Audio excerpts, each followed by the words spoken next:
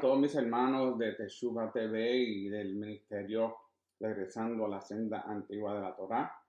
Acá de regreso con otro estudio que lo traduje del inglés al español, de un estudio del 2019, una de las conferencias del hermano Ryan White.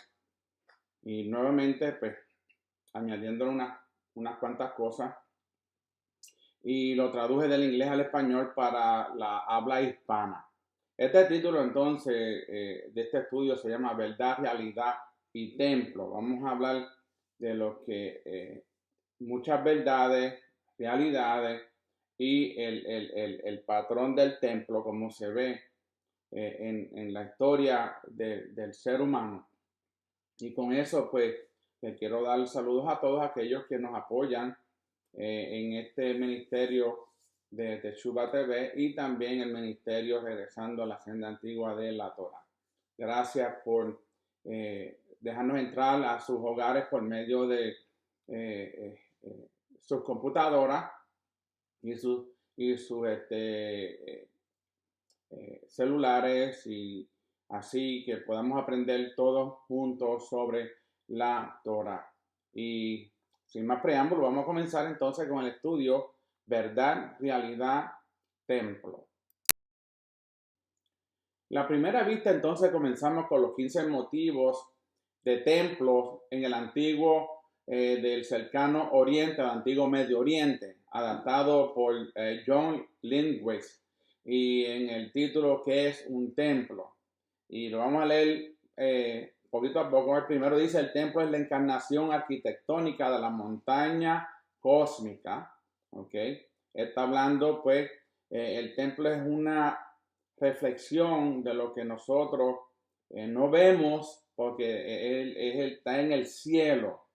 La montaña cósmica, vamos a hablar más adelante, que tiene que ver también con el monte Sinaí, y después donde el templo se construye en la ciudad de Jerusalén. Segundo, la montaña cósmica representa el cerro primordial, el lugar donde emergió la fuerza de las aguas que cubren la tierra durante el proceso creativo. También nos lleva a la creación. ¿Okay? Acuérdense, todo lo que está en el cielo se refleja en la tierra, y en la creación se va a ver este mismo patrón. Desde Génesis hasta el libro de Revelación, nosotros vamos a ver que el patrón del templo no se sale de las escrituras. ¿Okay? Y más adelante seguiremos explicando más sobre este tema. El punto 3 dice: el templo a menudo se asocia con las aguas de la vida que fluyen de un manantial de dentro del edificio mismo. O sea, que se ha construido sobre esa corriente. Más adelante vamos a ver y vamos a explicar el río que salía del jardín en el Edén. ¿Okay? Cuarto, el templo está construido en un espacio separado, sacro y apartado. También vamos a explicar sobre eso.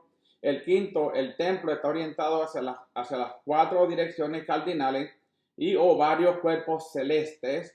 6. Los templos en su orientación arquitectónica expresan la idea de una ascensión sucesiva hacia el cielo. 7. El plan y las medidas del templo son reveladas por Dios al rey, y el plan debe llevarse a cabo cuidadosamente. Lo vamos a hablar y ver. Primero lo hace con Moshe en el tabernáculo, pero también lo lleva a cabo con Salomón. ¿Ok? Le da el footprint, el plano a David, pero el que lo construye entonces es su hijo Salomón. El 7, el plan y las medidas del templo son revelados por Dios al rey, ya lo dije. El 8, el templo es la institución central, organizadora y unificadora de la antigua sociedad del cercano Oriente o del Medio Oriente, del antiguo Medio Oriente. Y vamos a ver, según vayamos desarrollando este tema, este estudio, vamos a entender claramente estos motivos de 15 motivos de templo, o los motifs. ¿Ok? Vamos a continuar con la próxima vista. Continuamos con la otra vista de los 15 motivos del templo antiguo del cercano oriente. El 9. Dentro del templo, las imágenes de las deidades, así como los reyes, los sacerdotes del templo y los adoradores son lavadas, ungidas, vestidas, alimentadas, entronizadas, simbólicamente introducidas en la presencia de la deidad y por lo tanto en la vida eterna. Lo vamos a ver con los sacerdotes, los reyes, antes de ofrecer sus sacrificios.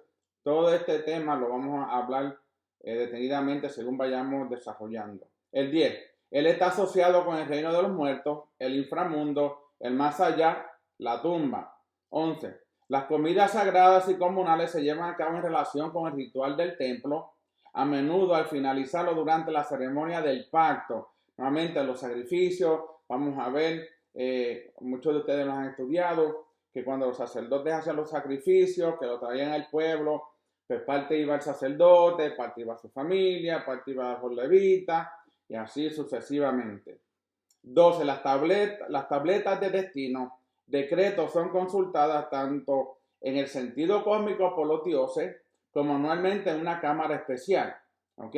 Y esto es lo que hacían en el antiguo Medio Oriente, pero el Eterno actúa con un patrón más o menos igual, pero diferente en muchas cosas, ¿ok?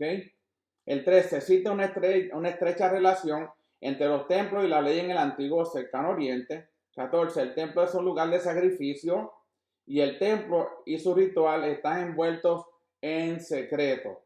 Lo mismo que hacía Faraón, lo mismo que hacía el Nabucodonosor, el imperio hitita, el sumario, es un proceso que ellos todos hacían y tenían sus templos, tenían sus jardines, hacían sus sacrificios, tenían adoradores, tenían sacerdotes, pero vamos a ver la diferencia entre esos templos antiguos del Medio Oriente comparado con el templo del Eterno, ¿ok? Y ya hemos hablado un poquito de, en la creación, vamos a ver al Eterno establecer su templo en la tierra y cómo lo desarrolla. En esta figura, entonces, vamos a ver la cosmología antigua, que habla del templo del Eterno, el firmamento, las aguas sobre el firmamento, el Seol, el gran profundo, que son las aguas, el caos, que es el mar.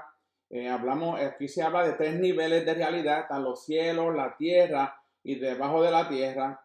Y más adelante vamos a conectar, solamente estoy dando una introducción, ¿ok? Pero vamos a conectar todos estos términos según vayamos desarrollando el estudio. No quiero entrar en detalle en este momento, en esta figura aquí, porque más adelante lo vamos a ver nuevamente y queremos entonces aprovechar esa parte para entonces no salirnos de la secuencia en la cual vamos a enseñar este estudio para que todos tengamos un mejor entendimiento sobre este tema, verdad, templo, y el otro significa de realidad. ¿Ok? Continuamos con el estudio. Ahora hablemos de los cielos y vamos al Salmo 113, del 4 al 6. Dice, el Señor es alto sobre todas las naciones y su gloria sobre los cielos.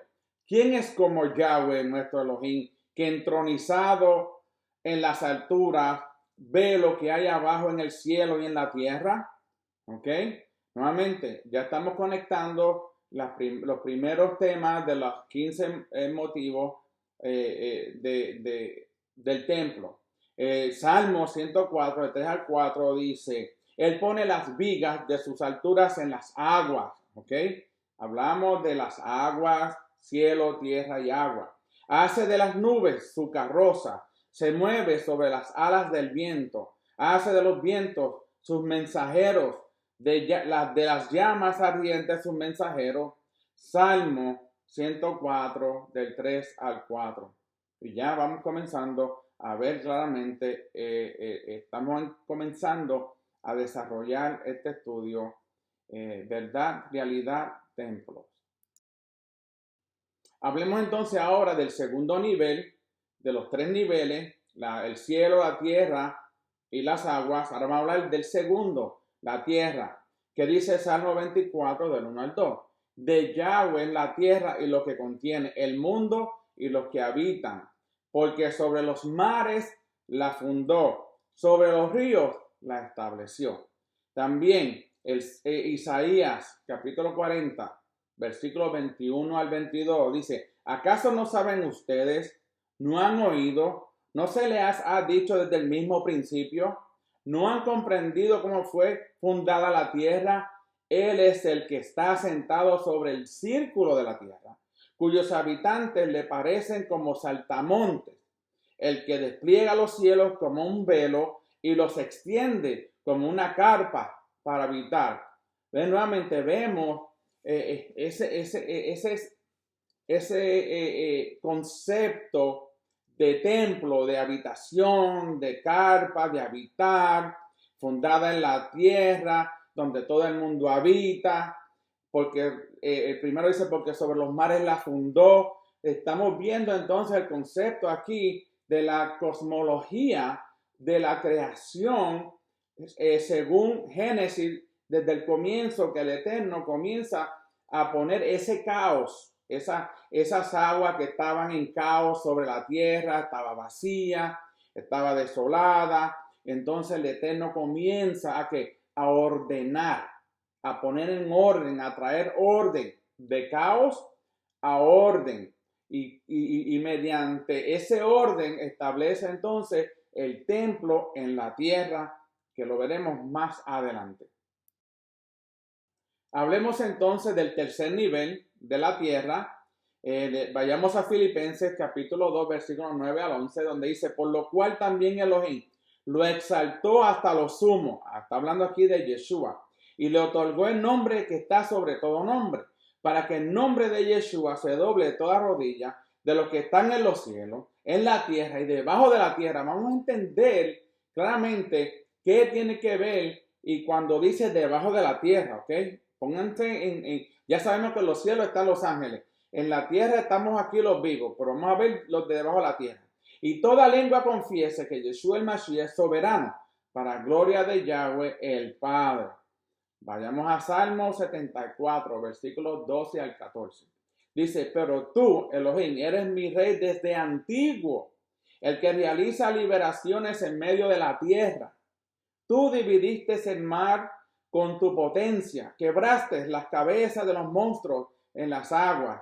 Tú aplastaste las cabezas del Leviatán y lo diste por comida a los habitantes del desierto.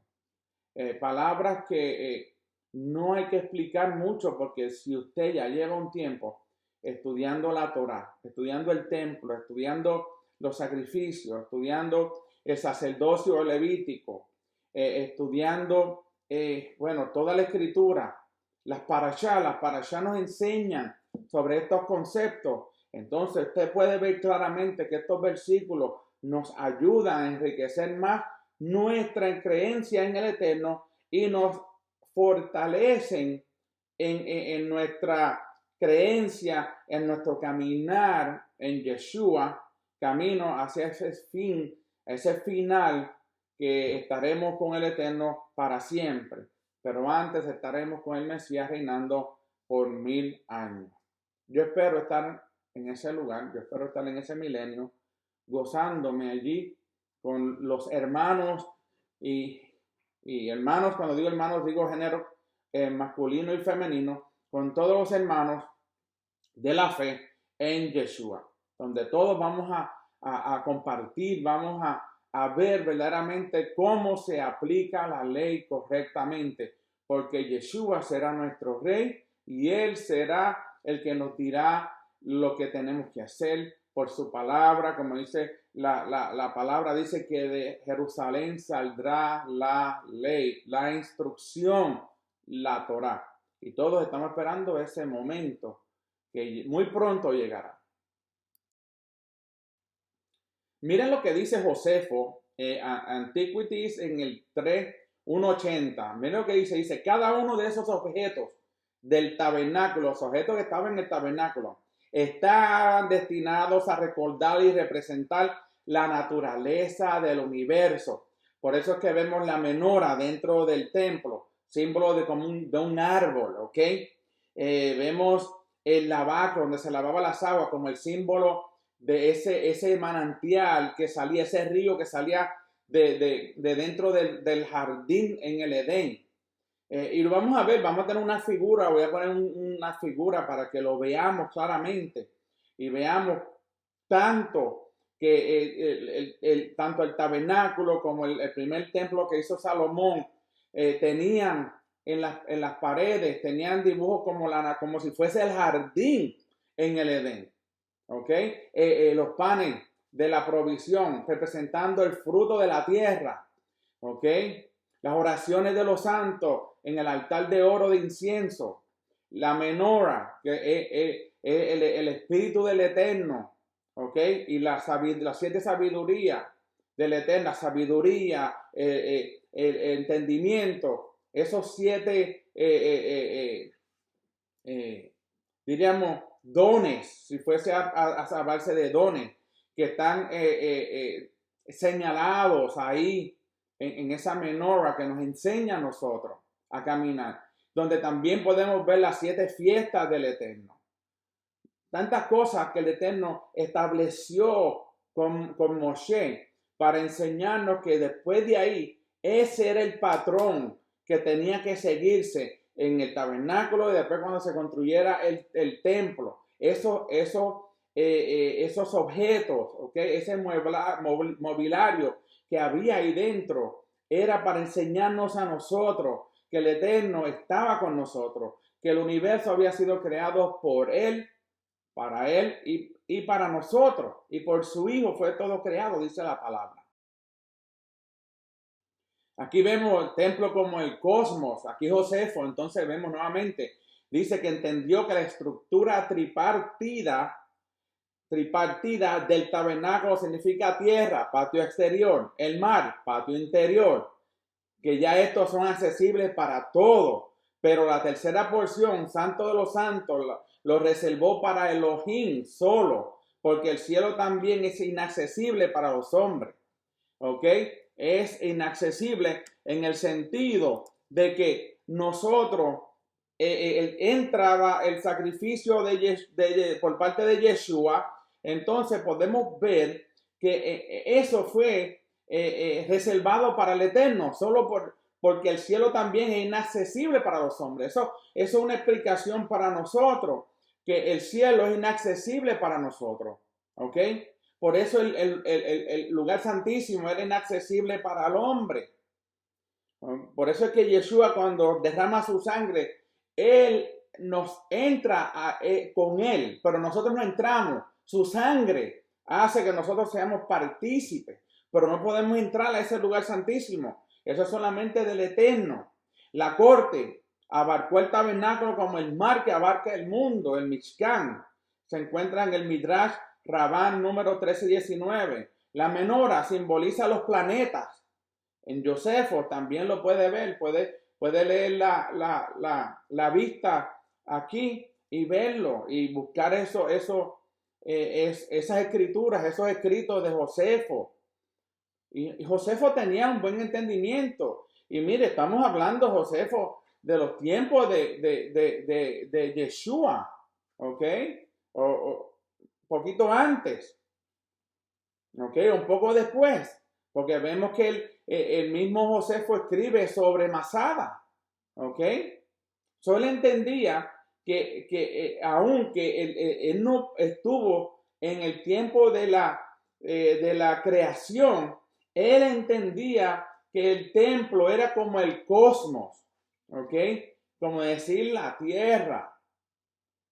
Interesante, tienen que leer este Midrash de Rabá y leer el libro de Josefo, donde aquí están indicados los versículos y los capítulos donde pueden, y hay otros más escrituras donde Josefo habla sobre el templo como el cosmos y esa relación que tenía cada plaza, los atrios, el lugar santo, el santísimo, y qué representaba cada uno y a quién le tocaba estar en ese lugar.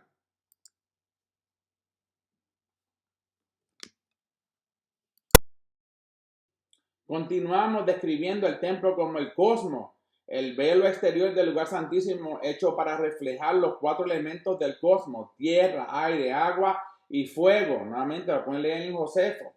El tapiz que colgaba sobre la entrada exterior retrataba el panorama de los cielos. Josefo y Filón entienden las vestiduras del sumo sacerdote para simbolizar todo el cosmos. ¿Ok? Y pueden buscar esas escrituras y leerlo. Ustedes por lo menos pueden detener el estudio y buscar y escribir esas escrituras para que vayan enriqueciendo más y la relación que tiene el cosmos con el templo. ¿Ok? El templo es bien importante para aquellos que estamos caminando en obediencia a la Torá. Si no entendemos el templo, no vamos a entender la fiesta, no vamos a entender los sacrificios, no vamos a entender muchas cosas. ¿Ok? Tenemos que aprender el templo, su localización, por qué la plaza tal estaba localizada ahí, por qué la única las mujeres podían ir a este lugar, por qué los israelitas podían llegar a este lugar, por qué algunos sacerdotes no podían ministrar si tenían un defecto, estaban enfermos, etcétera, etcétera, etcétera. Es necesario que nosotros nos eduquemos, ¿ok? Que tengamos tiempo de estudiar, que podamos invertir en enseñanzas, ¿ok? Porque va a llegar el momento que puede que se nos quite todo esto por un tiempo. Luego tendremos al Mesías, pero no sabemos, ¿ok? Las cosas no van como uno cree que van a ir. Y muy poco tiempo nos queda todo. Y es necesario que entendamos, porque vamos a ver esto de nuevo. Lo vamos a ver. Yeshua necesita un lugar de donde gobernar. Para ser rey, los reyes tenían que ir al templo. ¿Ok? Ellos iban al templo, tenían un lugar donde ellos se sentaban. Y al año ellos tenían que leer la escritura, las escrituras. ¿Ok? Entonces, es un patrón. Eso sigue desde el comienzo hasta el final. Aquí vemos esta figura. Y más adelante vamos a ver otra. Esta es la figura, como diríamos, del tabernáculo, del templo, ¿ok? Estaba el Holy of Holies, que es el lugar santísimo, el lugar santo, donde estaba la tabla, la mesa de los panes, la menorá, el altar de incienso, estaban donde está la flecha, estaban los querubines protectores del altar, estaba el lavacro, estaba el altar de sacrificio en el medio, ahí. Las ofrendas era igual acercarse, las ofrendas hacían que como único el hombre podía acercarse al Eterno era por medio de las ofrendas, ¿ok? Siempre se entraba del este, ¿ok? Para poder entrar. Entonces está el courtyard, que es los atrios. Entonces vemos que para poder entrar a la presencia del Eterno y acercarse a Él era necesario traer un sacrificio.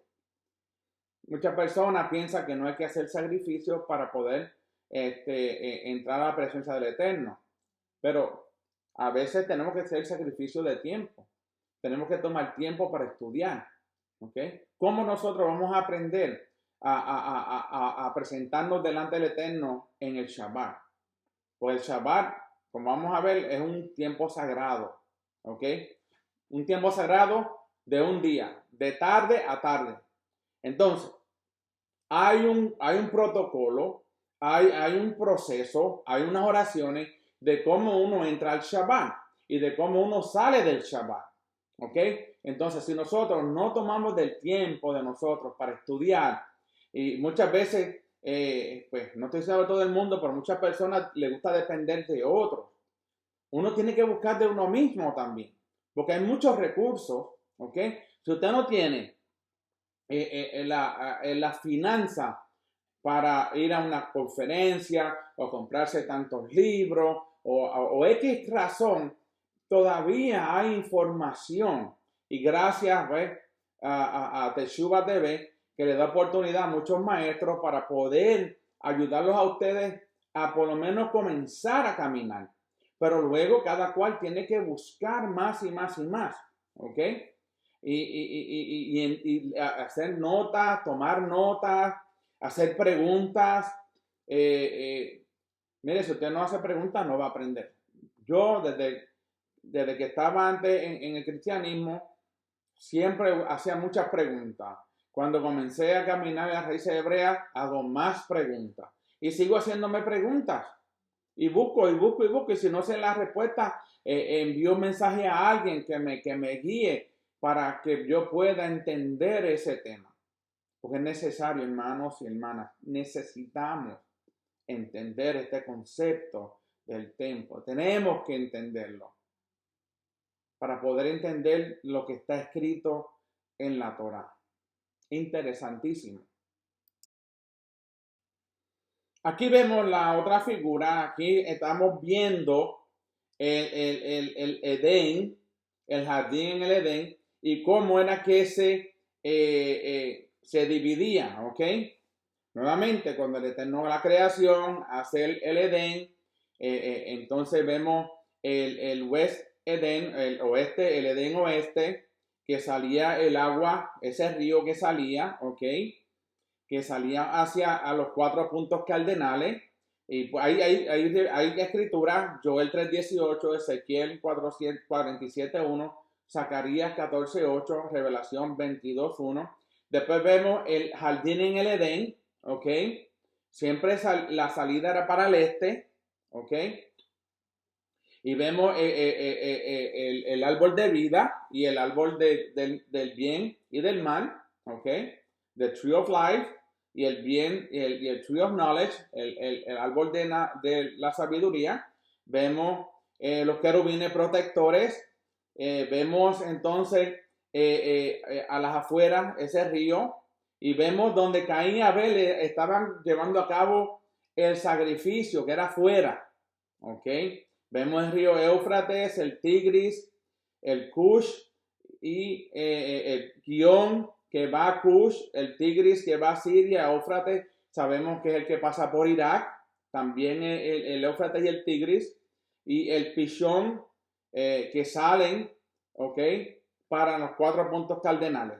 Yo estuve en Irak y estaba no estaba ni a una cuadra del río Tigris o Tigris y en el área donde nosotros estábamos durante la guerra de Irak, para allá para el 2003, el río Tigris en el área donde estábamos nosotros, ahí no llovía mucho, sobre el río era ancho, pero a veces bajaba el agua, pero cuando llovía en las montañas, ese río bajaba y se extendía grandemente, ¿ok?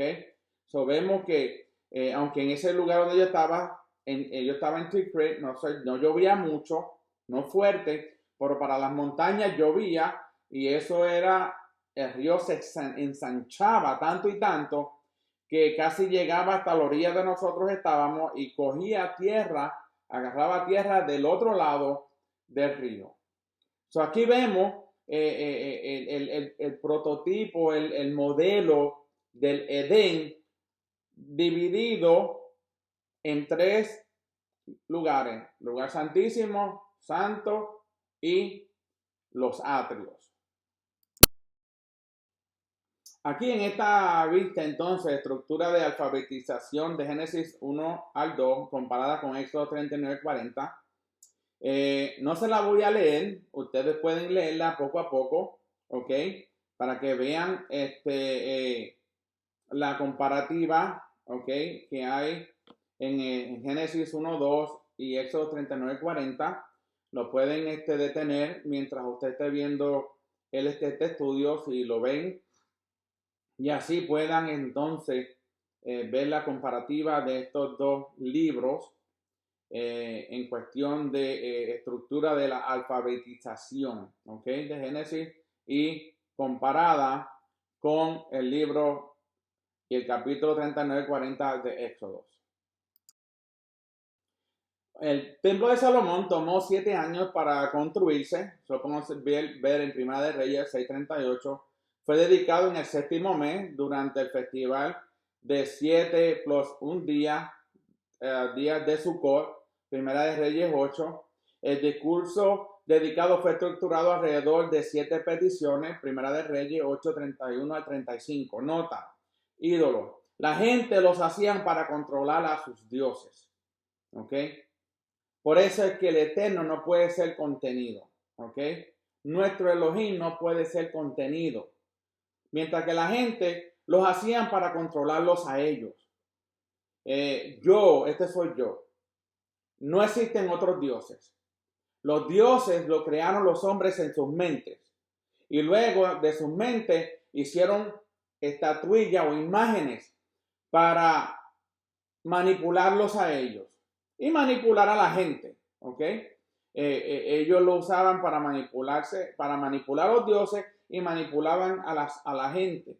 Por eso era que Faraón manipulaba a su pueblo, a los egipcios, haciéndose pasar que él era Dios, porque supuestamente él era hijo de Ra, el hijo del sol, y todo lo que hacía era porque él era él era Dios en la tierra. ¿Ok? Se parece a algo que nosotros veíamos antes de entrar a las raíces hebreas, ¿verdad que sí? Que supuestamente tenían un hombre que era el representante de Dios en la tierra. ¿Okay? Lo mismo hacían en esos tiempos. Todos los imperios, todos, desde Egipto hasta Grecia, Roma y así hasta el día de hoy todavía usan las imágenes para manipular a sus congregaciones. Y eso es un peligro. Tenemos que salir de la idolatría. El Eterno es el único Elohim, el único. No hay otro. No hay otro Dios, porque no hay otros dioses, solamente el Eterno. Los otros dioses son creados por el hombre. Y son creados por el hombre, que el hombre fue creado por Dios, entonces, ¿qué podemos decir? Con sentido común, ¿verdad? No tengo que explicarlo mucho para no entrar en unos detalles, pues que no me gusta hablar de otras religiones, así, pero cada uno entiende lo que estoy diciendo. Como les mencioné al principio, que íbamos a ver todos los patrones del templo en diferentes etapas desde la creación. Ya vimos el Edén. Ahora vamos a hablar de la montaña sagrada. Dice, nuestro Elohim desciende a nuestro encuentro. El tope del monte Sinai se constituyó cielo, lugar santísimo, donde el cielo y la tierra se juntaron o se unieron. Lugar santo, tierra de Israel, y el patio, el altar, mar, caos y las naciones. Leamos Éxodo 24, del 12 al 15. Y ahí nos habla que Moisés y Josué ascienden a la cima de la montaña. Del 9 al 11, Moisés, sus hijos y 70 ancianos ascienden a la montaña para una comida sagrada. Y el 4 dice, Moisés construyó un altar al pie de la montaña. Cruzar el límite requería la muerte. Eso 19:12, como en la parashá anterior que hemos hablado en esa parashá, nos enseña que el pueblo no se podía acercar a los pies de la montaña porque no podían cruzar los límites porque iban a morir por la presencia del Eterno. Y también porque el pecado del hombre no podía dejar que ellos se acercaran. Por eso fue que cuando el Eterno hablaba las palabras, 10 palabras, los mandamientos, el pueblo decide de que Moshe hablara con el Eterno y que el Eterno le dijera lo que él quería para el pueblo y que Moshe le trajera la información, que Moshe fuese el puente, ¿ok? Pero era porque el pecado de ellos era tan y tan grande que ellos no podían estar frente a una deidad tan santa, que por ende le tuvieron que decirle a Moshe, no queremos que él nos hable a nosotros, que él hable contigo y lo que él diga entonces nosotros hacemos. Pero entonces, ¿qué pasó con eso? Entonces el pueblo cae en peleas, discernimiento, culpan a Moshe de lo que le estaba pasando en el desierto y tantas cosas que eso fue lo que trajo por el resultado de su pecado. ¿Okay? El pecado hizo que ellos no quisieran acercarse al Eterno. Al contrario, nosotros queremos vivir en obediencia a los mandamientos, porque la obediencia es la que trae la santidad. Caminamos en santidad siempre y cuando caminamos en obediencia. Y si caminamos en obediencia, caminamos en santidad, más así podemos acercarnos al Eterno por medio de Yeshua. Pero nadie que anda en pecado no puede acercarse al Eterno. Todos aquellos que andan en desobediencia, ¿cómo se pueden acercar al Eterno? Se pueden acercar por Yeshua. Eso pues, aún para acercarse por medio de Yeshua, tenemos que andar en obediencia, porque Yeshua es la Torah viviente. Y si nosotros no obedecemos, ¿cómo nosotros podemos presentarnos delante de Yeshua, que es la imagen, que era en la tierra fue la imagen del Eterno, y aún así, siendo Él el abogado de nosotros, tenemos que andar en obediencia y en verdad? ¿Ok? Un buen abogado necesita que un acusado o un cliente le diga toda la verdad. Porque si miente, pues entonces le pueden encontrar en desacato, y el abogado entonces perdería sus credenciales. ¿Y qué no pasaría? Mucha gente entonces dirá, no vaya con ese abogado, porque ese abogado le gusta mentir. ¿Ok? Yeshua no miente. Él quiere que nosotros seamos obedientes, que seamos personas de hablar verdad, no mentira, de hablar verdad. Y hay muchas personas que andamos en este caminar, muchas personas todavía tienen esa mala costumbre, añadiéndonos a todos nosotros, que a veces mienten. Y eso es un peligro. Un abogado como Yeshua no nos va a tomar nuestro caso si nosotros estamos mintiendo. Pero si nosotros andamos en obediencia y en verdad, Él va a tomar nuestro caso y lo va a presentar delante del Eterno. Lo estoy poniendo en un panorama legal aquí en la tierra para que veamos, ¿ok? Un juez sabe cuando el cliente de ese abogado le está mintiendo. ¿Por qué? Porque va a haber pruebas. Y las pruebas van a decir si es verdad o no. En el caso de nosotros, cuando nosotros tengamos que ir delante de la presencia del Eterno, Yeshua va a hablar bien de nosotros. Pero si no, nos va a pasar una película, como dicen muchos, y nos va a enseñar ahí todo lo que nosotros hicimos si no nos habíamos arrepentido.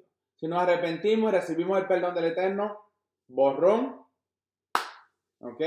Y cuenta nueva, como decimos nosotros. Aquí vemos tres figuras: Sigurat, monte de Dios, escalera de Jacob. Vemos pues la Sigurat en el tiempo de Babilonia. Vemos una pirámide que es bien famosa en México, la Chichén Itzá, y vemos la Torre de Babel. Estos eran prototipos de templos, ¿ok? Acuérdense, especialmente la Sigurat en Babilonia no hay montañas, ¿ok? No hay montañas. Cuando Nabucodonosor construye su palacio y el templo lo construye sobre piedra o arena, o lo puso sobre ladrillos para levantarlo alto, ¿okay? Para ir a adorar él allá en ese templo. Por eso es que él tenía su palacio, pero él tenía su templo, donde tenía sus sacerdotes, sacerdotisas, ¿ok?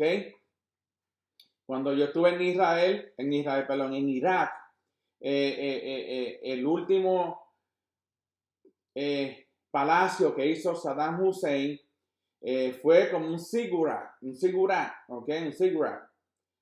Lo puso lo más alto de todos los palacios que estaban allí en el área que él había construido. ¿Por qué lo puso más alto? Porque eso iba a ser su casa, como prototipo de que yo soy el Dios de Irak, ¿ok? Yo soy el presidente de Irak, yo soy como un Dios aquí.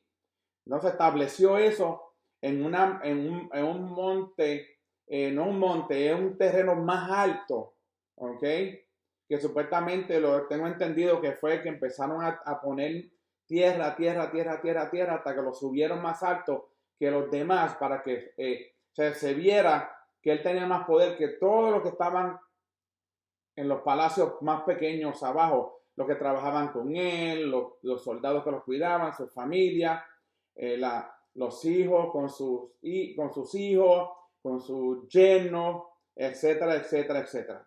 Eso no ha cambiado, eso sigue hasta el día de hoy. ¿Ok? Usted ve donde está muchas veces en lugares altos, vemos el monte del templo, es alto, pero no es más alto que las otras montañas que estaban alrededor. Lo que pasa es que es más alto por la santidad del Eterno. ¿Ok? Porque el monte Sión, el monte de los olivos, ¿ok? Ahora si usted va a Israel, el monte de los olivos está casi al mismo nivel que el monte del templo, pero ese no es el monte del templo que había antes donde estaba el templo, va más profundo. En el caso del Eterno, el Eterno no trabajaba a base de la altura de la localidad. Si alguien ve este estudio y cree que no es así, me puede enviar un mensaje, pero lo que hacía alto al templo era la santidad de ese lugar, ¿ok? Como el monte de Sinai. El monte de Sinai no es el monte más alto del mundo, pero el Eterno escogió ese monte y estableció el lugar santísimo arriba cuando él bajó, porque su santidad, en santidad, el Sinaí era el monte más alto, ¿ok? Para que así podamos entender mucho mejor. En esta vista vamos a hablar de unión del cielo y la tierra, y si se van al lado izquierdo, van a ver creación Edén, después vemos cielo en la tierra. ¿Por qué era el cielo en la tierra? Porque el Eterno estableció su habitación en el lugar santísimo, en el Edén. ¿Ok? Entonces, después de ahí baja el exilio. ¿Por qué el exilio? Porque cuando Adán y Eva pecaron, son enviados al exilio hacia el este. ¿Ok? Y todavía vivieron en la era actual. Y se construyó el tabernáculo. El tabernáculo entonces lo que hizo fue nuevamente traer el cielo a la tierra. El tabernáculo era el cielo en la tierra donde el Eterno habitaba.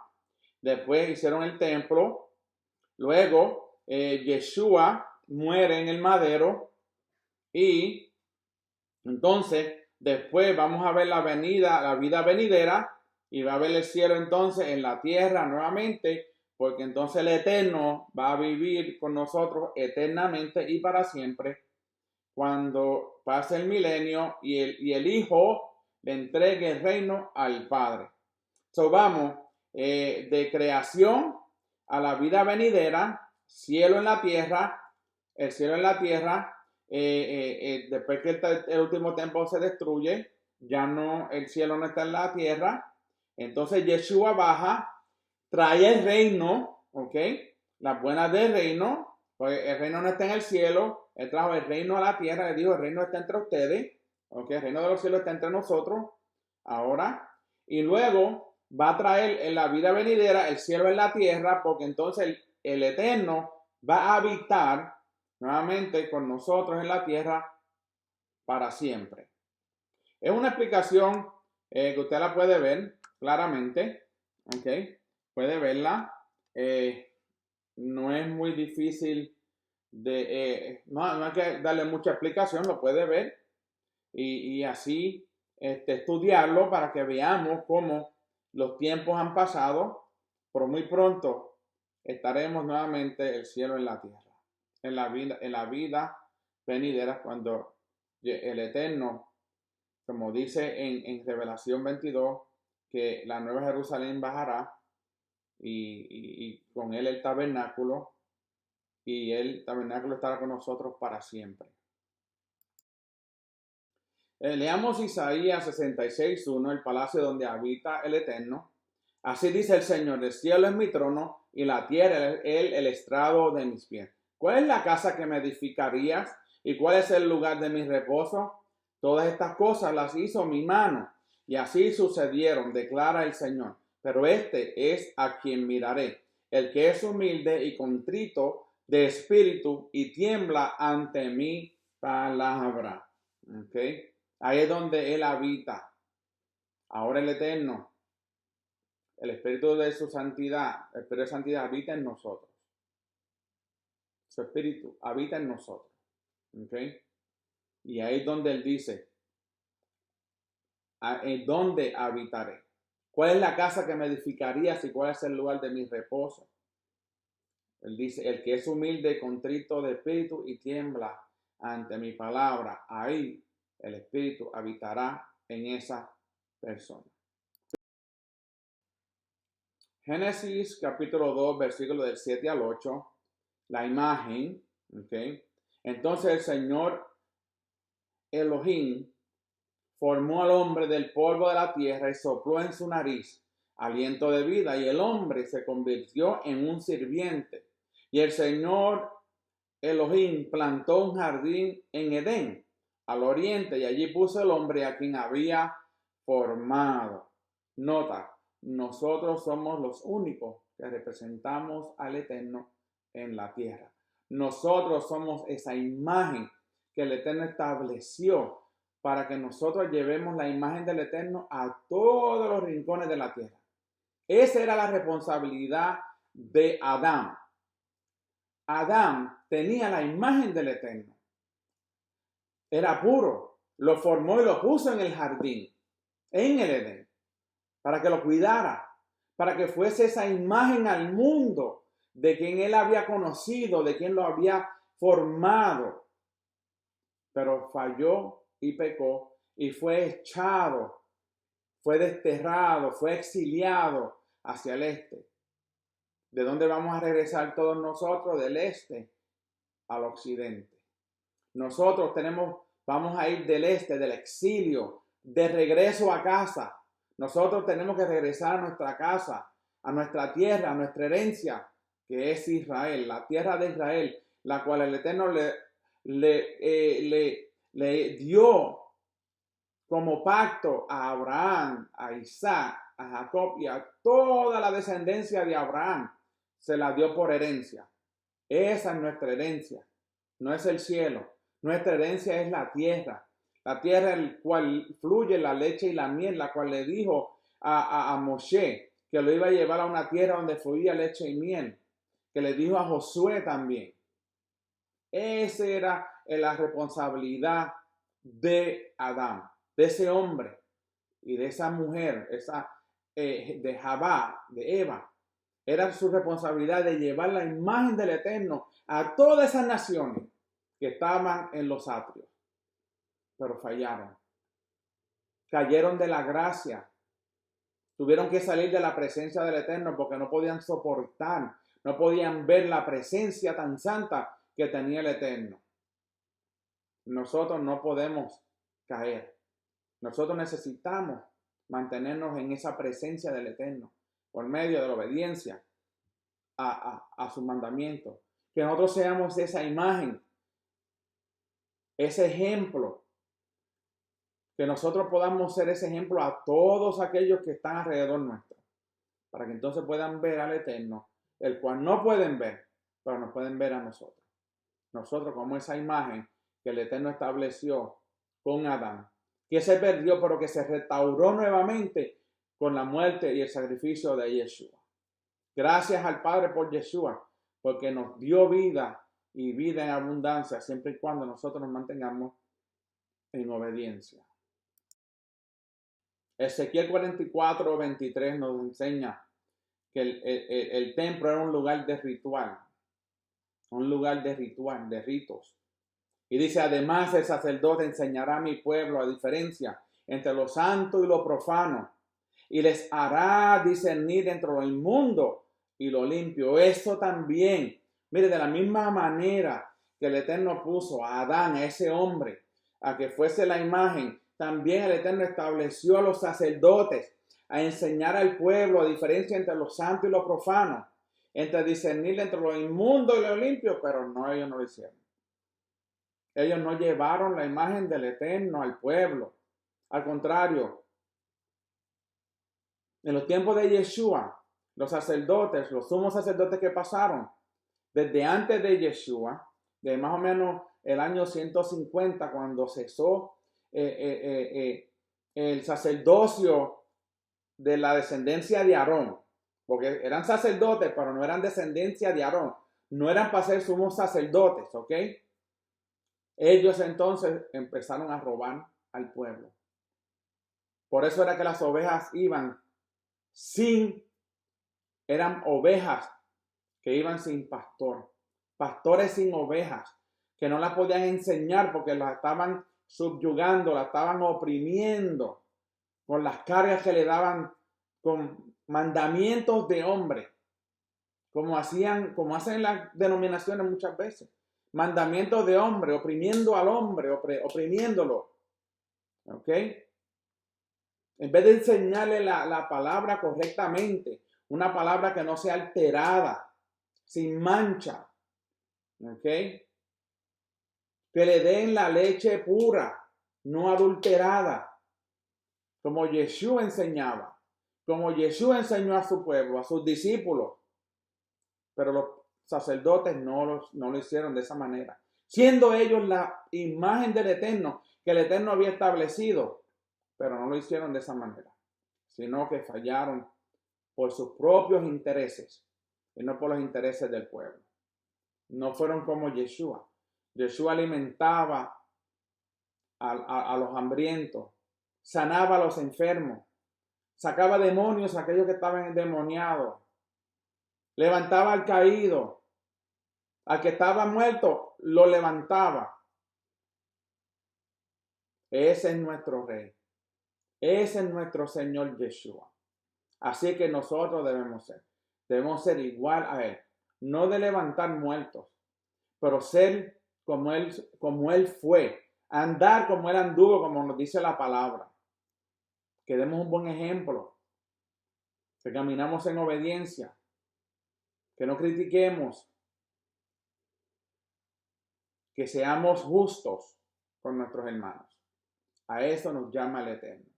Eso es ser la imagen del Eterno en la tierra, en nuestras comunidades, en nuestros estados, en nuestras naciones, en todo el mundo, donde quiera que vayamos. Tenemos que ser la imagen del Eterno. Continuamos con un lugar de ritual y vemos lo que es santo y limpio, común e inmundo. No están unidos, son separación. Eso es cuando nosotros entramos al Shabbat, entramos a un tiempo santo, a un tiempo limpio, ¿ok? Los otros 6 días entonces son comunes, ¿ok? Son comunes, no son santos, porque el único día que el Eterno santificó fue el Shabbat, ¿ok? Igualmente con lo limpio e inmundo, para entrar a la presencia del Eterno hay que estar limpio, no puede entrar uno inmundo. Por eso en un lugar, en el templo,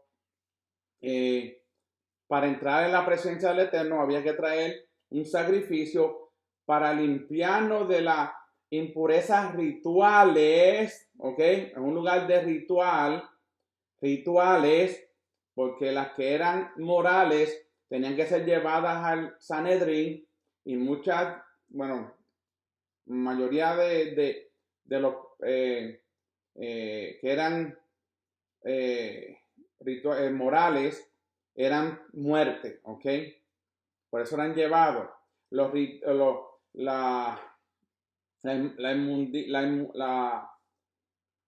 ¿Cómo diríamos? Lo que era impuro ritualmente era limpiado por medio de los rituales, ¿ok? Sacrificio. Pero lo que era ritualmente moral, inmundo, en el caso que era moral, entonces no podía ser limpiado por la sangre del cordero o del sacrificio. En ese tiempo de sacrificio, ¿ok? De animales. No podía limpiarlo. La mayoría, como dije anteriormente, de las impurezas morales eran muerte, ¿ok? Las impurezas rituales, entonces, eran por ritos. Por eso, moral, rituales, impurezas morales, impurezas rituales. Las rituales se limpiaban con un rito, un sacrificio. Las morales tenían que llevarse ¿a dónde? Al Sanedrín. Acuérdense de eso. Hay dos diferencias. ¿Ok? Otro estudio, pues, a lo mejor ya yo creo que varios de los maestros han enseñado lo que es una impureza ritual, lo que es una impureza moral. Una impureza moral viene siendo idolatría, adulterio. Una ritual podía haber sido, pues, que, vamos a ver, una ritual. Que no se lavó las manos, ¿ok? Y entonces no se lavó las manos, entró al lugar de adoración, tiene que salir, lavarse las manos, ¿ok? Los pies, y así sucesivamente. Luego, hay varios maestros que ustedes pueden chequear en Teshuva TV que hablen de las impurezas rituales y las impurezas morales. Rigo Cortés habla mucho de estos estudios. También podrían ver un estudio de los que él tiene y puede darle más detalles en ese tema. ¿Okay? Ahora bien, ¿cuál era el propósito de los sacrificios y del servicio en el templo? Todo tiene un propósito. Ahora vamos a ver cuáles eran el propósito de los sacrificios y del servicio en el templo. Primero, traer honor a Hashem, a Elohim, a Yahweh. Respeto apropiado. Traer honor es darle respeto apropiado, como él lo había establecido. Segundo, acercándose a la presencia de él. Los sacrificios traían honor y respeto, nos acercaba a su presencia. Había un orden perfecto que superaba el caos. Ya no estoy en impureza ritual, ya hice lo que tenía que hacer, ya estoy en orden delante del Eterno. Había compañerismo con el Eterno y con el prójimo. ¿Ok? ¿Por qué con el prójimo? La gente pensaba, a lo mejor pensaba que, los sacrificios son todos para el Eterno. Pero ¿y nosotros? Una vez que nosotros estamos bien con el Eterno, estamos bien con nuestro prójimo. ¿Ok? Y también les ayudaba a corregir errores. Mire, eso mismo hace la Torah con nosotros. Cuando nosotros somos obedientes a la Torah, trae honor al Eterno y lo respetamos. Le damos un respeto apropiado. Nos acercamos a su presencia. Hay un orden perfecto que superamos el caos, donde estamos, porque estamos en obediencia, no estamos no andamos en caos, estamos en orden. ¿Ok? Creamos un compañerismo con el Eterno y con nuestro prójimo, porque si estamos bien con el Eterno, estamos bien con nuestro prójimo, ¿ok? Y corregimos nuestros errores cuando nosotros estudiamos la Torah, porque cuando yo comencé yo no sabía todo, y aún todavía que sigo estudiando la Torah y las parashá y varios estudios, y voy corrigiendo más lo que al principio yo pensaba que era, no es hoy. ¿Ok? Mira, no hay nada malo con aceptar de que hemos errado en algunos conceptos. ¿Ok? No hay nada malo. Al contrario, el Eterno nos ve mejor a nosotros porque nos ve que somos íntegros. ¿Ok? Porque si decimos que no cometemos errores, entonces estamos haciendo al Eterno que es un mentiroso. Pues sí cometemos errores. Pero corregimos nuestros errores por medio del estudio de la Torah. Corregimos nuestras enseñanzas, corregimos unos conceptos. Cuando yo comencé, yo no sabía nada. Yo no sabía ni cómo llevar a cabo el Shabbat. Yo creía que era, pues, no trabajar y estar descansando. ¿Y qué yo haría? Y yo a veces, al principio, el Shabbat, y yo pensaba, ¿y qué yo tengo que hacer en el Shabbat? Yo no sabía nada del Shabbat. Y el día se me hacía bien largo, bien tedioso. Como que el enemigo quería que no lo hiciera más. Pero seguimos perseverando mi esposa y yo. Y perseveramos y perseveramos y fuimos aprendiendo, comenzamos a ver estudios, el día del Shabbat, fuimos comenzando y así cuando tuvimos ya que había pasado un tiempo, ya sabíamos lo que teníamos que hacer en el Shabbat. Por al principio no sabíamos nada. Y muchos van a comenzar sin saber nada de cómo hacerlo. Gracias al Eterno que siempre hay alguien ahead of us. Siempre hay alguien al frente de nosotros que ya ha pasado esa experiencia y nos pueden enseñar. Ahora nos toca a nosotros enseñarle a aquellos que van empezando, los que van llegando. ¿Ok? Nos toca a nosotros ahora para que ellos, cuando ofrezcan sacrificio de alabanza, cuando se entren al Shabbat y hagamos el servicio, traemos honra al Eterno, nos acercamos a su presencia, los ayudamos a que caminen y superen los caos, que haga compañerismo entre ellos, el Eterno y nosotros, y que puedan corregir sus errores como nosotros los hemos corregido también. Nadie puede decir que cuando entró a las raíces hebreas lo sabía todo. Nadie. Pero el que diga que lo sabe todo hasta el día de hoy, hace al Eterno mentiroso. Todavía hay camino que andar. Alguna poesía, hay camino que andar. ¿Ok? Muchos de nosotros todavía estamos comenzando. Algunos dirán, yo llevo 20, 30 años. Todos estamos comenzando. No todos lo sabemos. Pero vamos a saber cuando Yeshua venga. Dice la palabra que va a llegar el momento que nadie tendrá que enseñar a nadie. En ese momento lo sabremos todo. ¿Ok? Mientras tanto, caminamos en obediencia. Caminamos reconociendo que toda palabra, toda escritura va a ser inspirada por el Espíritu de Santidad a nuestras vidas y no todo lo vamos a saber hasta que venga el Mesías Yeshua. Y estaremos allí todos juntitos y no tendremos que enseñarnos los unos a los otros. Ese día sí que va a ser un día bien glorioso. Continuemos hablando de los rituales, de los ritos de paso. Hay ritos de separación. Hay un estado marginal, hay una santidad elevada, ¿ok? Hay ritos de agregación. Ustedes pueden ver este chart, esta tabla.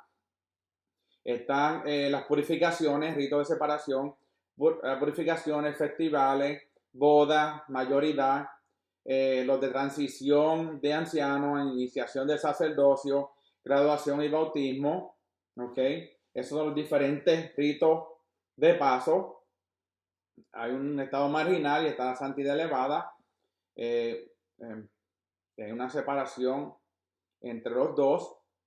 El rito de separación nos separa a nosotros, las purificaciones, las festividades, celebramos la fiesta, boda, mayoridad y así sucesivamente. Pero ustedes pueden ver este chart, esta figura y establecer su propio criterio en el sentido de cómo usted puede entenderlo y cómo usted podría explicarlo a otra persona.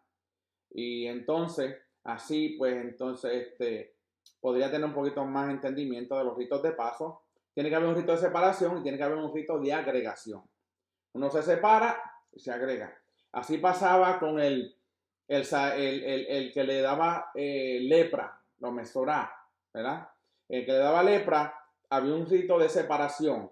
Primero estaba separado, venía al sacerdote después que se le iba la marca de la lepra, entonces se purificaba, lo limpiaban, se afeitaba, hacía el proceso de echar el cabello a la hoguera, entonces estaba así 7 días y había 2 afeitadas, nuevamente se lava la ropa, en el 8º día entonces en el 7º día hace el rito con las palomas, de la sangre, el hisopo. Usted puede ver un estudio, yo hice un estudio sobre la mesorá, la limpieza de un leproso, y luego hace en el octavo día declarado limpio y hace la transición nuevamente al pueblo. Hay diferentes pasos para diferentes situaciones, pero para entenderlo mucho mejor, en una claridad sobre los ritos de separación y ritos de agregación y cómo un leproso es separado de la congregación cuando es leproso y cuando entonces tiene que añadirse nuevamente al pueblo. ¿Cuál es el proceso? Pero aquí está hablando entonces de santidad elevada, está hablando más de transición del anciano, de la iniciación del sacerdocio, ¿okay? La graduación, el bautismo, que habla de las diferentes etapas. Un levita tiene que pasar por tantos años estudiando y después de ahí tiene que pasar unos años también para llevar a cabo lo que aprende, llevarlo a la práctica para entonces graduarse, llevarse al bautismo y entonces pasa entonces a trabajar en el oficio que le toca, pero no antes de la edad establecida por el Eterno. Ahora, la pregunta es, ¿qué salió mal? Respuesta al helenismo. El helenismo es cuando el imperio griego destruye al imperio de Medo-Persa y entonces el pueblo el judío fue helenizado. Y por ende, al ser helenizado, pues hubo un cambio cuando se hace la Septuaginta y así ya vemos hasta el día de hoy. El otro fue que había grietas en el judaísmo, nuevamente, enseñanzas que fueron sacadas fuera de contexto, un choque macabeo, quién estaba realmente a cargo, nadie sabía quién estaba a cargo, ¿ok? Los sacerdotes que estaban en el tiempo de Yeshua, pues no eran sacerdocio según el orden de Aarón, de Eliezer, Fineas, ¿ok? En esa línea eran ellos, los que fueron sumos sacerdotes en ese tiempo fueron de la línea de Itamar, que no eran designados como sumos sacerdotes. ¿Quién estaba a cargo realmente? Desde el tiempo del año 150, que empieza el Imperio Romano, antes el griego, los romanos, y hasta el tiempo de Yeshua, los sacerdotes se buscaban las posiciones, los sumos sacerdotes buscaban las posiciones de acuerdo a cómo estaban unidos al sistema político. No, nadie sabía quién era el que estaba a cargo, si era el gobierno, si eran los sacerdotes, no sabían. Por eso que en Mateo 24 vemos que la pregunta era sobre la destrucción del templo. Por eso dice al principio que Yeshua lo llevó al Monte de los Olivos, lo dijo, ustedes ven, toda esa, el templo no va a quedar piedra sobre piedra, que no sea derrumbada. Está hablando de las oficinas, del templo, del centro, ¿ok? No de las murallas, de los edificios que habían dentro en el templo. De eso era que estaba hablando. Entonces, ¿qué salió mal? Pues los imperios. ¿Pero por qué los imperios? Porque desde el principio el pueblo de Israel comenzó a idolatrar y siempre que idolatraban y pecaban, el Eterno tenía que sacarlos de la tierra. Con Babilonia los llevó al exilio. Después Medo-Persa se quedaron con ellos allá. No todo el mundo regresó después de Babilonia. Solamente como un 10%, un 20% regresó a Jerusalén. Entonces, nadie tenía la responsabilidad de reconstruir el templo. El templo que Salomón había construido. No, nadie quería. Por eso vemos ¿cómo se llama? Bueno, en el tiempo de Jeremías, el tiempo que estaba él hablándole al pueblo en Judá, que dejaran de pecar, que dejaran la idolatría, ¿ok? Pero ellos no lo hacían caso, no le hacían caso a Jeremías. Ezequiel, ¿ok? Zacarías, ¿no? Todos ellos. Entonces vemos a Zorobabel, vemos a Esdras o Ezra, que regresan, ¿ok? A levantar nuevamente el altar para empezar los sacrificios, para poder estar el pueblo recto delante de la presencia del Eterno. Pero después entonces vinieron los romanos, y los romanos también hicieron estragos en Jerusalén. Y al final, al cabo, en el año 70, destruyen el templo nuevamente y varias de sus murallas. Entonces, ¿qué salió mal? ¿Qué fue lo que fallaron? Los líderes religiosos, que habían ovejas perdidas sin pastor, porque no estaban haciendo el trabajo, no fueron la imagen del Eterno en el tiempo del primer siglo. Yeshua tuvo que venir para hacer esa imagen del Eterno y restaurar la imagen del Eterno en la tierra por medio de su evangelio, por medio de su ministerio en la tierra de Israel. Como único se podía establecer esa imagen nuevamente. Y aún así, vemos toda esa historia. ¿Qué salió mal? La idolatría. El hombre yéndose en contra de los principios del Eterno. Hizo que el primer templo fuese destruido. El segundo templo, que la casa de Israel fue llevada por los asirios a las naciones. Eso fue lo que sucedió. Eso fue lo que salió mal. La idolatría, el darle la espalda al Eterno. Eso fue lo que salió mal. Y hasta el día de hoy, muchos no han aprendido. Siguen dándole la espalda al Eterno. Pero la última palabra la tiene Él. Y vamos a ver el resultado muy pronto. Vamos a leer a Juan capítulo 4, versículos 19 al 24. Y vamos a hablar del encuentro que tuvo la mujer samaritana con Yeshua. ¿Ok? La mujer le dijo: Señor, veo que eres un profeta. Nuestros padres adoraron en este monte, pero tú dices que en Jerusalén es el lugar donde la gente debe adorar. Yeshua le dijo: mujer, créeme, la hora viene cuando ni en este monte ni en Jerusalén adorarás al Padre. Tú adoras lo que no sabes. Nosotros adoramos lo que sabemos, porque la salvación viene de los judíos. ¿Por qué viene de los judíos? Porque Yeshua era de la tribu de Judá. Y la salvación vino por él, ¿ok? Pero la hora se acerca y ahora está aquí, cuando los verdaderos adoradores adorarán al Padre en espíritu y en verdad, porque el Padre busca a tales personas para que lo adoren.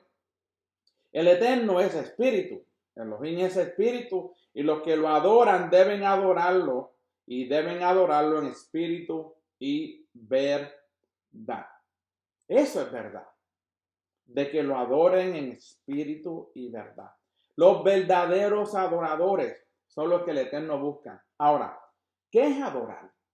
Adorar al Padre es adorarlo por medio de nuestra obediencia a los mandamientos. Serle fiel a sus mandamientos, serle fiel a su Torah, serle fiel a su escritura. Eso es adoración. No es cantar. Alabanza es cantar. Por adoración no es cantarle. Adoración es nuestras acciones. Nuestras acciones deben hablar más alto que lo que nosotros hablamos. ¿Ok? Nuestra adoración, nuestras acciones, nuestro ejemplo. Gente que puede emular a nosotros, que hable más alto de lo que nosotros, de lo que sale de nuestra boca. Muchas veces hablamos mucho, pero hacemos poco. Y el Eterno quiere que hablemos menos y actuemos más, que seamos obedientes, que caminemos en la Torá, que caminemos en sinceridad, humildad, en lo que el Eterno llama, también habla de los frutos, ¿ok? Dice que por su fruto que por nuestros frutos nos van a conocer a nosotros. ¿Qué frutos estamos dando nosotros? Que la gente no quiere comer de esos frutos. ¿Qué frutos estamos dando nosotros que no quieren caminar en obediencia? ¿Qué frutos estamos dando nosotros que la gente no quiere acercarse a nosotros? Con nuestros frutos nos conoceréis. No por lo que decimos, no por lo que hablamos. Mire, yo no puedo saber la Torá desde Génesis a Revelación. ¿De qué me vale si no doy fruto? ¿De qué vale si no enseño lo que estoy leyendo y estudiando? ¿De qué vale que no camine en obediencia? Si estoy leyendo todo, pero no estoy haciéndole caso a lo que dice la palabra, que no haga. ¿De qué vale que yo diga que yo confieso al Eterno y a Yeshua si como toda carne o alimento que es impuro para mi cuerpo y para la presencia del Eterno? Si yo soy ese templo donde el Espíritu Santo y amor en mí, yo tengo que comer lo que el Eterno dice que yo debo comer y no comer lo que yo no debo comer. Nuestras acciones tienen que hablar más de nuestra boca. Nuestras acciones tienen que tener un tono más alto de lo que nosotros decimos. Muchas veces no trabaja de esa manera. Muchas personas no van así. ¿Ok? Esto tiene que ver con el testimonio de nosotros, de que sí caminamos en obediencia. Esa mujer cuando vio a Yeshua le dijo, veo que eres un profeta.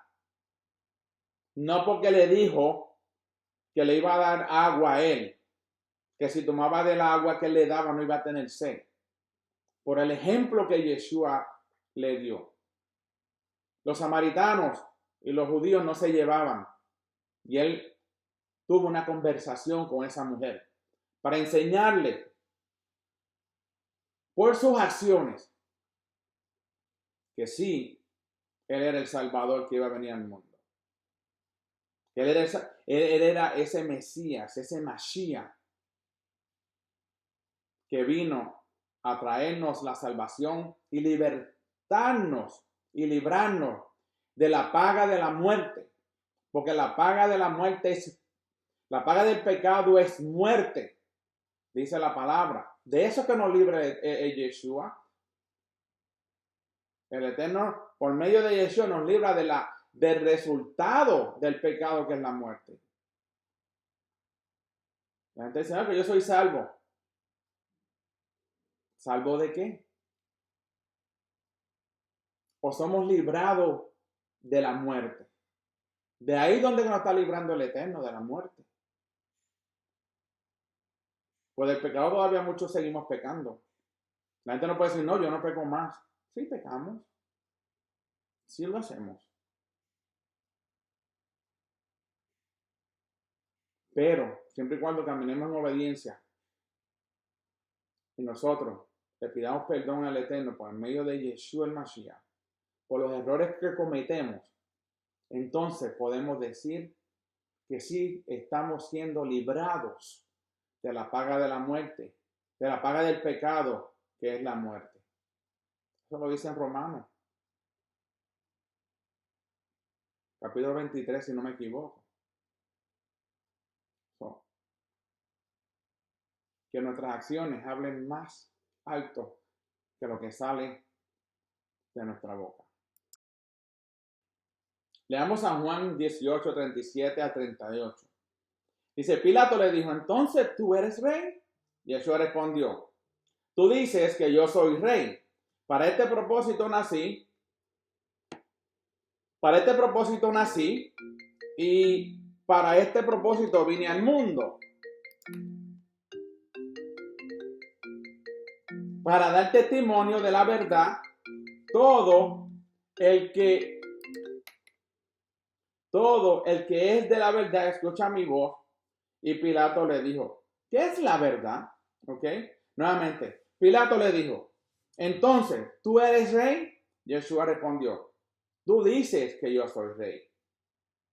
Para este propósito nací y para este propósito vine al mundo, para dar testimonio de la verdad. Todo el que es de la verdad escucha mi voz. Pilato le dijo, ¿qué es la verdad? Cuando usted le preguntan, ¿qué es la verdad? ¿Qué ustedes van a decir? La verdad es caminar en obediencia a la Torah, a las instrucciones que el Eterno estableció desde el principio. Que las dio oral y luego las escribe en una piedra y que luego nos las pone en la mente y en el corazón del hombre. Esa misma palabra que se estableció desde la creación del mundo, del universo, ¿ok? Será hasta el final. Nota, profeta, los deberes principales, oigan esto, los deberes principales de un profeta eran decirle a la gente cuando iban en la dirección equivocada, no decirles el futuro. Y muchas personas creen que un profeta que va a las congregaciones es porque le va a decir, no, que si tú vas a hacer esto, que si tú le das tanto dinero a esta iglesia y tiene una enfermedad, va a ser sanada. Eso no es así. Eso es adivinación. Eso es adivinación. El Eterno no va con la adivinación. Eso es un pecado mortal. Adivinación. ¿Ok? Brujería. Pecado mortal. Y el deber de los profetas era decirle al pueblo en ese entonces lo mal que iban caminando y la dirección equivocada. Por eso tenemos un Jeremías que lloraba. ¿Por qué lloraba? No lloraba porque estaba triste. Él lloraba, sí, tristeza, porque el pueblo caminaba en desobediencia. Pero no era porque él estaba triste de tristeza, que no tengo nada. No. Era porque el pueblo estaba caminando en desobediencia. Elías hacía lo mismo. La mayoría de los profetas que hablaban, Isaías, enseñaban, profetizaban y le enseñaban. Los deberes principales eran enseñarle y mostrarle a la gente lo mal que iban caminando. Que hizo Yeshua a los sacerdotes. Ustedes dicen, pero no hacen. Le estaba diciendo que están caminando mal. Como Yeshua, el profeta, como Moshe. Entonces las personas han cogido este título de profeta y lo han establecido en todos los lugares. Y la iglesia y la congregación puede estar en pecado, pero le dicen cosas positivas. No le dicen nada. Oh, usted están en pecado, me dice el Señor. Usted está haciendo esto mal. No lo dicen. ¿Sabe por qué? Porque va a recibir ganancia. Pues si dicen la verdad a la gente, no va a recibir ganancia, lo sacan de las congregaciones. Como le hicieron a Yeshua cuando salió de los 40 días y 40 noches de ayuno, que entró en la sinagoga y abrió el libro de Isaías, que dice, el Espíritu del Señor está sobre mí y me envió para libertar a los cautivos, libertar a los presos. Y sigue así diciendo, y cuando termina dice, hoy esto se ha cumplido, y quisieron apedrearlo. ¿Cuándo usted ha visto un profeta en una congregación que va y dice la verdad de la situación de la persona? Porque no saben. Porque los profetas del tiempo de la historia del pueblo de Israel eran profetas que habían dado su vida sin recibir nada a cambio. Los profetas que vemos de hoy buscan dinero. Perdonen que hable de esa forma, pero es así. Buscando dinero para el trabajo suave. Tanto trabajo que hay allá afuera, ¿ok? Y van a la congregación los profetas a decir, no, que ensancha tu gesto, que seas esto, que seas aquello. Y den dinero, y den dinero, y den dinero. Todo es a base de dinero. No es malo el dinero, pero el amor al dinero es malo. Y aquí termino con ese tema.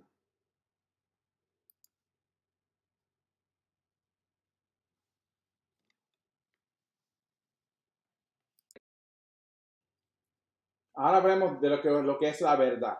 El Eterno no puede ser contenido. Hechos 17, 22 al 27 dice, perdón. Entonces Pablo, de pie en medio del aerópago, dijo, hombres de Atenas, percibo que en todos los sentidos soy muy religioso, porque al pasar y observar los objetos de vuestro culto encontré también un altar con esta inscripción: al Dios desconocido. Por tanto, lo que adoráis como desconocido, esto los anuncio. El Elohim que hizo el mundo y todo lo que en él, siendo Señor del cielo y de la tierra, no vive en templos hechos por el hombre, ni es servido por manos humanas como si necesitaba cualquier cosa, ya que él mismo da a toda la humanidad vida y aliento y todo. E hizo de un solo hombre a cada nación de la humanidad para que viviera en toda la faz de la tierra, habiendo determinado los periodos asignados y los límites de su morada, que deben buscar a Elohim y tal vez sentir su camino hacia él y encontrarlo. Sin embargo, él no está lejos de cada uno de nosotros. Eso es una verdad. Eso es una verdad. Él le dijo al Dios desconocido: por tanto, lo que adoráis como desconocido, esto lo anuncio.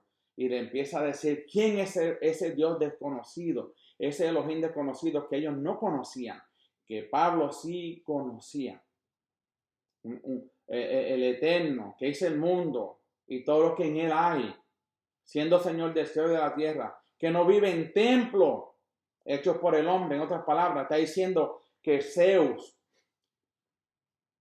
no es su Dios, porque ustedes le hicieron templos a Zeus y a todos esos dioses griegos. Yo estuve en Atenas y fui porque me gusta la historia y ver para comparar y cómo esos edificios tan grandes que se le hacían a esos dioses que no existen, nuevamente para manipulación de la población. Eso es todo. Que él no necesita nada, el Eterno no necesita nada. Que le dio aliento y vida a la humanidad. Y sigue hablando así sobre ese Elohim Yahweh, el cual Pablo había conocido. Primero vio a Yeshua en esa revelación camino a Damasco. Y eso le dijo: tú vas a padecer por mi causa, por todo lo que has hecho, pero vas a encontrar quién yo soy. Y Pablo fue un hombre dedicado al Eterno hasta lo último, hasta el día que lo decapitaron. Él se mantuvo firme. Y muchas personas malentienden las cartas de Pablo. Creen que Pablo no era un hombre que seguía la Torá, que él había abolido. Él no abolió la ley. Pablo no tenía la autoridad de abolir la ley. Yeshua no lo abolió. ¿Usted cree que Pablo le iba a abolir? No. Caminó recto. El testimonio de él era las obras que él hacía, lo que hablaba de parte del Eterno. Sus acciones hablaban más que lo que él decía. Y decía que su fama como Yeshua se corría por toda esa región. Así tenemos que ser nosotros. Que nos conozcan a nosotros por ser hombres y mujeres dispuestos a caminar la milla extra. Continuamos con verdad. El Eterno no puede ser contenido. Leamos a Primera de Reyes, capítulo 8, 27. Dice: pero realmente Elohim morará en la tierra. He aquí el cielo y las alturas te pueden contener. ¿Cuánto menos esta casa que he construido? ¿Ok? Las alturas no te pueden contener. Nuevamente dice, Primera de Reyes 8:27 dice: pero realmente Elohim morará en la tierra. He aquí el cielo y las alturas no te pueden contener. ¿Cuánto menos esta casa que he construido? Salmo 139, del 7 al 8. Dice: ¿a dónde me iré de tu espíritu? ¿O a dónde huiré de tu presencia? Si subo al cielo, estás ahí. Si hago mi cama en el Seol, allí estás tú. Cuando hablamos del Seol, estamos hablando del debajo de la tierra, ¿ok? ¿Se acuerda que hablamos de cielo, tierra, mar? Pero estamos hablando de que al principio hubo un escritor que decía de la tierra y de debajo de la tierra. Ahí está hablando entonces del Seol. Por eso aquí dice, si hago mi cama en el Seol, allí estás tú. En otras palabras, el Eterno está donde quiera. La gente piensa que la gente que muere, ¿ok? Son abandonados.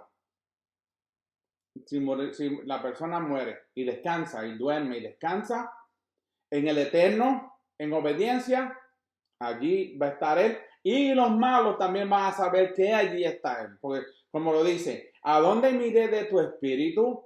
¿O a dónde huiré de tu presencia? Oigan esto. ¿O a dónde huiré de tu presencia? Si subo al cielo, estás ahí. Yo no voy a subir, no vamos a subir al cielo. ¿Ok? Pero eso es lo que dice el profeta, el salmista. Si hago mi cama en el Seol, allí estás tú. Cuando, mire, este versículo a mí me llamó la atención. Si hago mi cama en el Seol, la gente piensa que la muerte es lo último del hombre. Al contrario, la muerte es el puente, especialmente aquellos que descansemos. Porque ¿para qué es una cama? La cama es para dormir, para descansar, ¿verdad que sí? Porque mire, todo el mundo que duerma en el Seol, la cama sea en el Seol cuando descansen, todos, lo repito de nuevo, todos van a resucitar, ya sea en la primera resurrección o en la segunda resurrección. Pero sí van a resucitar, todo el mundo. Uno para vida eterna y otro para juicio eterno. ¿Ok? Y lo dice el salmista, si hago mi cama en el Seol, allí estás tú. Interesante. Como a veces no entendíamos esos conceptos y la gente pensaba que el Seol era el infierno. No hay un lugar de tormento, no temporario ahora, ni lo habrá. Porque cuando vaya al lago de fuego, no hay tormento, ahí va destrucción rápida, repentina. Lo dice la escritura. Allí será la muerte eterna, no durmiendo. Los que bajan al Seol están durmiendo. Todos los que bajaron al Seol, desde Abel, que fue el primer muerto, hasta el último de hoy, todos han bajado a la cama en el Seol. Están durmiendo.